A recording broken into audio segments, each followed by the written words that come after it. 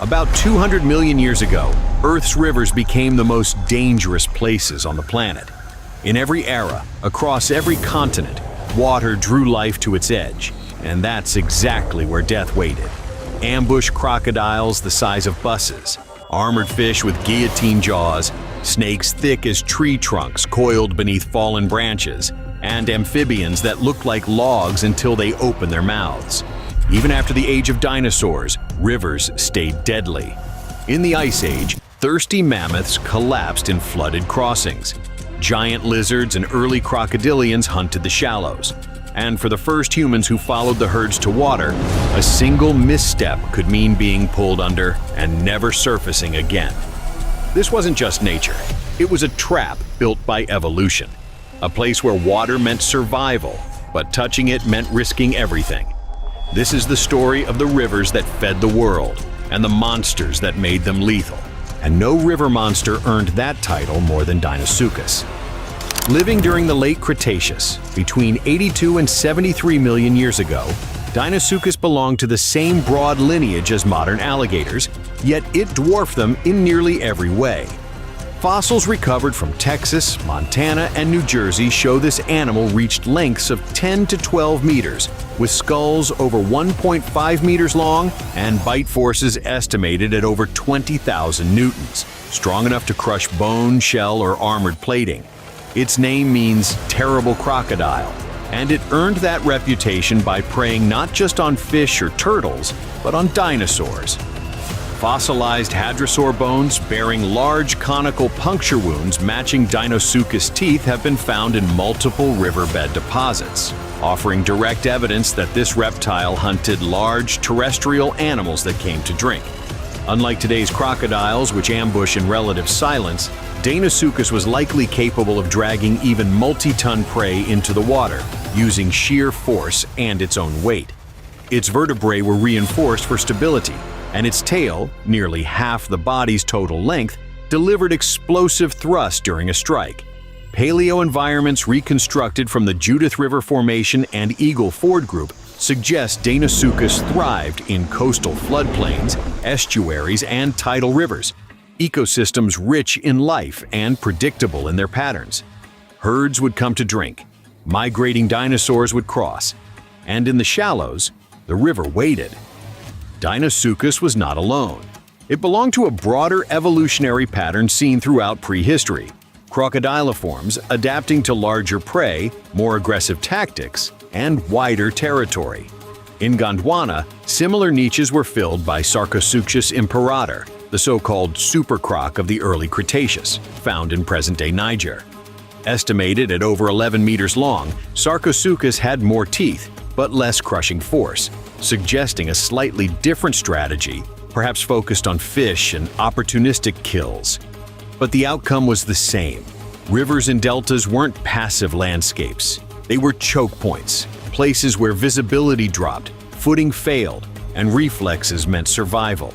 For any creature, herbivore, predator, or human ancestor, approaching the river's edge meant stepping into a kill zone measured not in meters, but in milliseconds. But some river predators didn't wait in silence. They didn't drag prey under. They simply opened their jaws, and everything in front of them disappeared. Roughly 360 million years ago, during the late Devonian period, one such predator patrolled the subtropical estuaries of what is now North America and Europe.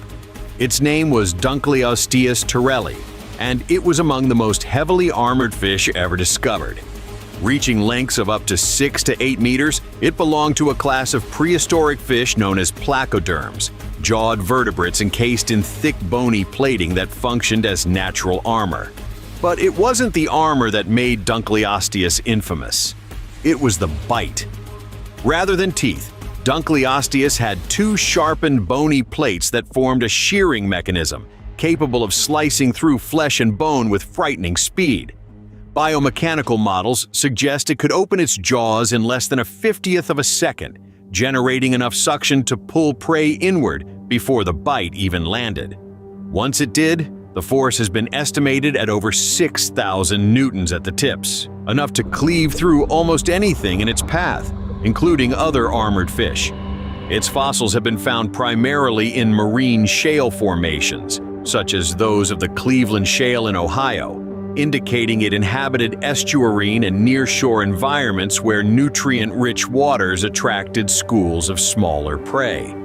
To many organisms, these shallow coastal zones were feeding grounds. To Dunkleosteus, they were corridors of opportunity. Though it lived long before the age of reptiles, its role in the ecosystem mirrors that of later apex predators. It was fast, it was armored, it was brutally efficient, and like modern sharks, it likely fed on anything it could catch, including others of its own kind. In fact, bite marks on Dunkleosteus skulls suggest intraspecies combat, likely over territory or dominance. While no human ancestors were alive to witness this predator firsthand, its evolutionary legacy looms large. It represents one of the earliest examples of high-speed bite mechanics, proof that long before mammals, birds, or even true reptiles existed, nature had already engineered the perfect kill. In the Devonian, rivers and coastal deltas were among the most dangerous places on Earth, and sometimes all it took to disappear was swimming into the wrong current at the wrong time. But in the coldest phases of Earth's history, it wasn't just rivers that posed a threat. It was what hid beneath their frozen surfaces. During the last glacial maximum, roughly 26,500 to 19,000 years ago, large parts of the northern hemisphere were entombed beneath ice sheets up to 3 kilometers thick. But not all water froze. Beneath the glaciers, meltwater carved deep, unpredictable rivers through rock and sediment. These channels fed floodplains, estuaries, and inland wetlands, perfect environments for ambush predators. Among the creatures navigating this Ice Age world were early crocodilians, semi-aquatic mammals, and massive predatory fish adapted to low-light, low-temperature ecosystems. One of the most striking examples was the saber-toothed salmon, Oncorhynchus rostrosus.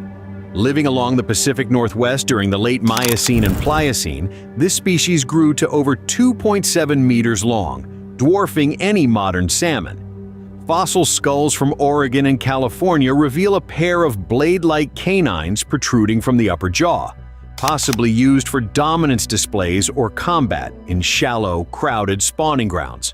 Though it disappeared before the Ice Age peaked, it reflects a broader pattern seen in glacial environments. Rivers and melt-fed basins became population bottlenecks, places where herds and predators alike were forced into narrow corridors, regardless of risk. In Europe and Siberia, massive Ice Age mammals, such as woolly mammoths, steppe bison, and woolly rhinoceroses, gathered at river crossings during seasonal migrations. And waiting nearby were the Pleistocene's most opportunistic hunters, scimitar-toothed cats, Homotherium serum, with slicing teeth and long limbs ideal for covering ground along open riverbanks, and early Homo sapiens, whose hunting strategies often revolved around predictable choke points like thawing river valleys. Sediment layers and mammoth kill sites, such as those in La Côte de Saint-Prelade, Jersey, and Yana RHS in Siberia, show evidence of mass bone beds near ancient watercourses, many interpreted as ambush zones. In these frozen landscapes, the land offered little margin for error, and the rivers, even when partially iced over, were just as likely to take life as sustain it. And few predators exploited exposed prey like Australia's most infamous reptile, Megalania. Formerly named Varanus priscus, Megalania was the largest terrestrial lizard known to have existed. It lived during the late Pleistocene, coexisting with Homo sapiens and Australia's megafauna roughly 50,000 to 40,000 years ago. Estimates based on vertebral and skull remains suggest it reached lengths of 5 to possibly over 7 meters, and may have weighed more than 500 kilograms, placing it squarely among the top predators of its ecosystem. Megalania was a giant monitor lizard, closely related to modern Komodo dragons. But while Komodos today are restricted to islands and scavenging behavior, Megalania likely had a broader range and far more aggressive habits. Its fossil remains, found in locations like Cuddy Springs and Lake Calabana, are often discovered near waterholes and ancient drainage systems, suggesting a preference for riparian zones where herbivores gathered to drink. This pattern mirrors that of modern large monitors, which are ambush hunters, relying on camouflage, explosive acceleration, and lethal bites. And that bite may have been more than just traumatic.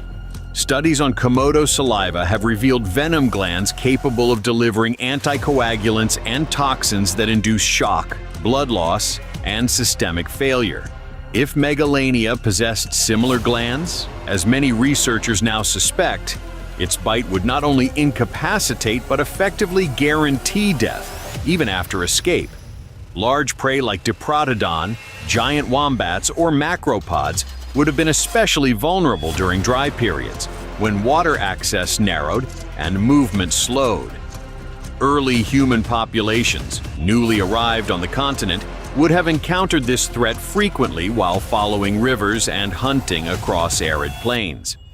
Rock shelters and charcoal layers at sites like Nawalabila and Malakunanja II show that humans were present in Australia as early as 65,000 years ago. But Megalania disappears from the fossil record around 40,000 years ago. No direct kill sites have been found, but its extinction closely parallels the arrival of firestick farming and intensified human landscape use. Whether through climate stress, habitat fragmentation, or direct competition, Megalania eventually vanished. But during its reign, it was not a scavenger. It was a hunter, one that turned Australia's riversides and wetlands into stalking grounds. And for anything that moved too slowly, a shadow in the reeds could have been the last thing they saw. But not every predator in prehistoric river systems looked like a killer. Some of them didn't even move, until it was too late. During the late Permian and early Triassic periods, over 250 million years ago, Earth's river valleys and swamp basins were ruled by some of the strangest ambush predators to ever evolve. Chief among them were the labyrinthodonts, a now extinct group of primitive amphibians, named for the maze-like enfolding of their tooth enamel. One of the most formidable was Proterogyrinus, a crocodile-like tetrapod that lived in coal swamp environments throughout what is now Europe and North America. Growing over 2 meters in length, with elongated jaws and sharp labyrinthine teeth, it likely fed on fish, invertebrates, and anything small or slow enough to be dragged under. But Proterogyrinus was just one member of a broader ecological guild. Across the Permian supercontinent of Pangaea, slow-moving rivers and oxygen-poor wetlands created conditions ideal for ambush predators. Many of these species had flat, wide skulls with upward-facing eyes, anatomical traits adapted specifically for lurking just below the water's surface. Fossil sites such as the Mazon Creek Lagerstätte in Illinois and the Karoo Basin in South Africa preserve a diverse cast of semi-aquatic vertebrates with similar adaptations.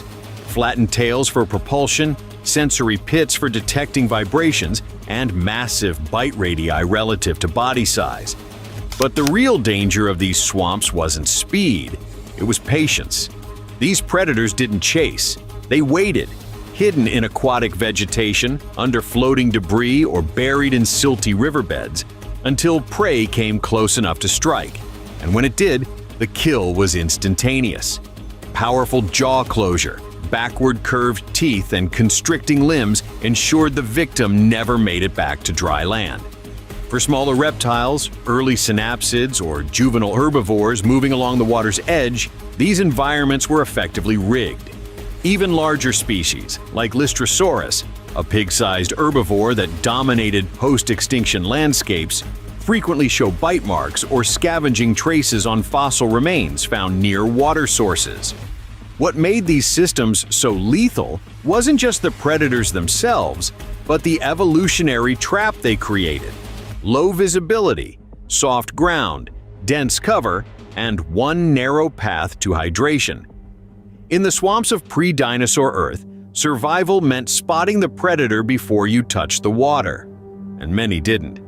As river systems spread through prehistoric rainforests, marshes, and deltas, they became home to predators that were neither fish nor fully reptile, but something in between. One of the most striking examples is Prehistoric plumeri, a massive temnospondyl amphibian that lived during the Middle Permian, roughly 270 million years ago, in what is now northeastern Brazil. Based on fossil material from the Parnaíba Basin, estimates place Prehistoric at up to 9 meters in length, making it the largest amphibian ever discovered. Its skull, over 1.5 meters long, was elongated and narrow, resembling that of a modern gharial, well suited for catching fish in slow-moving rivers and swampy floodplains. Like other temnospondyls, it likely used lateral-line sensory organs to detect vibrations in murky water, striking with little or no warning. Prehistoric wasn't alone.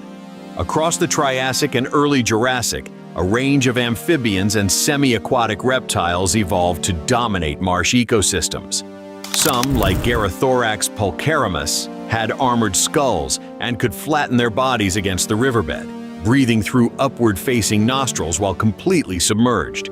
Others, like Metaposaurus, gathered in dense numbers during dry seasons, as evaporating water forced prey and predator into ever-tightening margins.